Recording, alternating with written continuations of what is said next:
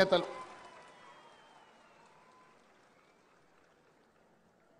ఇల్లాలిని చూడు ఇల్లుని చూడు అన్నారు. ఇల్లాలి ముఖంలో సంతోషం ఉంటే ఆ ఇల్లు బాగున్నట్టే లెక్క. ఇంటి పెత్తనం ఆడబిడ్డ చేతిలో ఉంటే ఆ ఇల్లును చక్కదిద్దే బాధ్యత ఆడబిడ్డ తీసుకుంటుంది. అందుకే ఈరోజు ఇందిరమ్మ ఇండ్లు తెలంగాణ రాష్ట్రంలో దాదాపుగా 4.5 లక్షల ఇండ్లు 22,500 కోట్ల రూపాయలతోని పేదవాళ్ళు ఆత్మగౌరవంతోని బ్రతకాలి, ఇందిరమ్మ ఇల్లు ఇవ్వాలి అన్న ఆలోచనతోని ఈరోజు ఈ కార్యక్రమం తీసుకున్నాం. ఈ ఇందిరమ్మ ఇల్లు ఇంటాయన పేరు మీద కాదు, మా ఆడబిడ్డల పేరు మీదనే ఇయ్యాలి అని చెప్పి ఇవాళ మన ప్రభుత్వం నిర్ణయం తీసుకున్నది.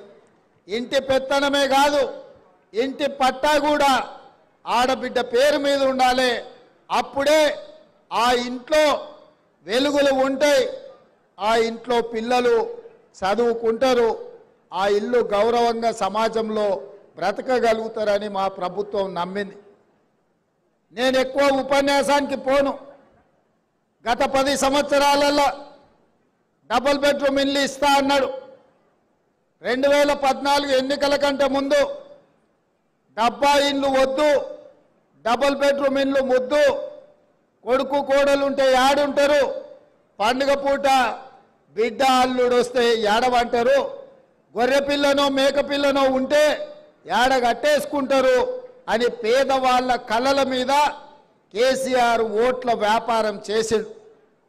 నిజంగానే ఇంతకాలం ఇల్లు లేక, కిరాయింట్లలో ఉండలేక, కిరాయి కట్టలేక, సొంత ఇల్లు ఉన్న గుడిసెలోనో పేద ఇంట్లోనో ఉండే ప్రతి పేదవాళ్ళు ఆలోచన చేసిండ్రు. అయ్యో కేసీఆర్ సార్ ఏదో చెప్తున్నాడు, నిజంగానే మనకి ఇల్లు ఇస్తే పండుగ పూట కొడుకు కోడలు కానీ బిడ్డ అల్లుడితోని సంతోషంగా గడపొచ్చని.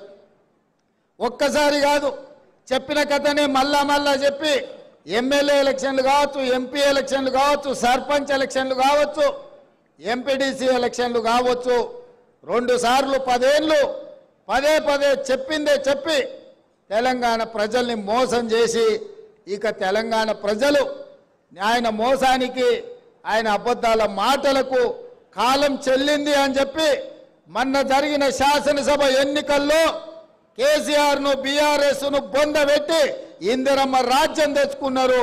అందుకే ఈరోజు ఇచ్చిన మాట నిలబెట్టుకోవడానికి ఇంత బ్రహ్మాండమైన కార్యక్రమం ఇవాళ ఖమ్మం జిల్లాలో భద్రాద్రి రామచంద్రుడి ఆశీర్వాదంతో ప్రారంభించుకున్నాం.